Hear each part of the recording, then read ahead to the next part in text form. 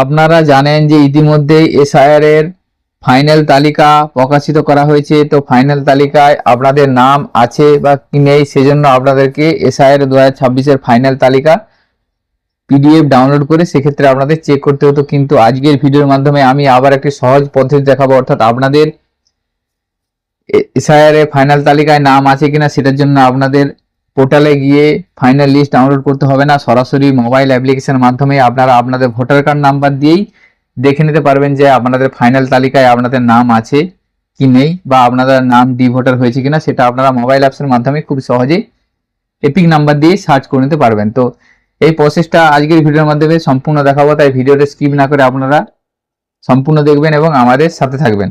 তো সেজন্য আপনারা সর্বপ্রথম আপনাদের মোবাইল থেকে গুগল প্লে স্টোরে যাবেন। গুগল প্লে স্টোরে যাওয়ার পর ইসিআই নেট বলে যে অ্যাপ্লিকেশন, সেই অ্যাপ্লিকেশনটা সার্চ করবেন। সার্চ করার পর এই ধরনের একটা অ্যাপ্লিকেশন আসবে। এই অ্যাপ্লিকেশনটা আপনারা আপনাদের ফোনে ইনস্টল করে নেবেন। ইনস্টল করে নেওয়ার পরে অ্যাপ্লিকেশনটা ওপেন করবেন। ওপেন করার পর এই ধরনের একটা অ্যাপ্লিকেশন আপনার সামনে ওপেন হয়ে যাবে। ওপেন হয়ে যাওয়ার পর এখানে দেখুন আছে search your name in voter list, এই অপশনটা আপনারা ক্লিক করবেন।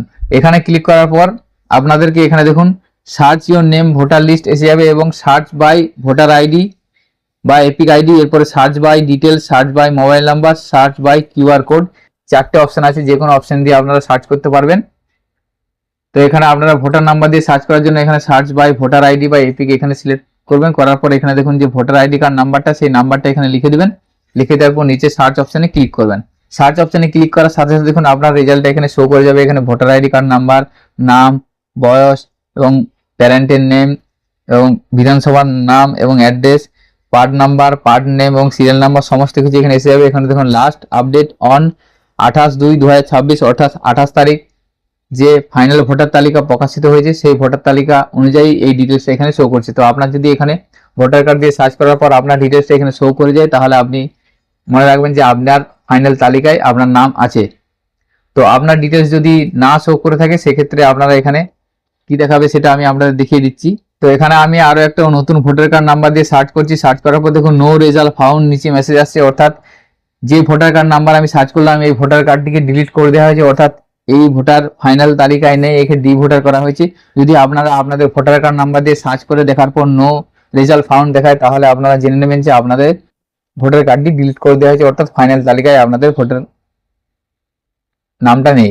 তো আপনাদের এক্ষেত্রে বলে রাখি আন্ডার অ্যাড জুডিসিয়েশন যদি থাকে সেক্ষেত্রেও আপনাদের এখানে ডিটেলসটা শো করবে, অর্থাৎ আপনারা যদি ভোটার ফাইনাল লিস্টের নাম থাকে সেক্ষেত্রে আপনার ডিটেলস শো করবে এবং আন্ডার অ্যাড জুডিসিয়েশন থাকলেও সেক্ষেত্রে আপনার ডিটেলসটা শো করবে। কারণ আন্ডার অ্যাড জুডিসিয়েশন মানে আপনার ভোটার কার্ড এখনো ডিলিট হয়নি, সেটা এখনো ডকুমেন্টস যাচাই প্রসেসে রয়েছে, অর্থাৎ পেন্ডিং এ রয়েছে, সেই জন্য এই ডিটেলসটা এখানে শো করছে। তো এইভাবে আপনারা মোবাইল অ্যাপ্লিকেশনের মাধ্যমে ভোটার কার্ড দিয়ে বা মোবাইল নাম্বার দিয়ে সার্চ করে দেখে নিতে পারবেন যে আপনাদের ফাইনাল ভোটার তালিকায় নাম আছে কিনা।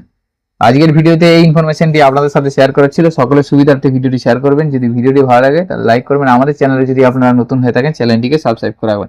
সকলে ভালো থাকবেন, সুস্থ থাকবেন। ধন্যবাদ।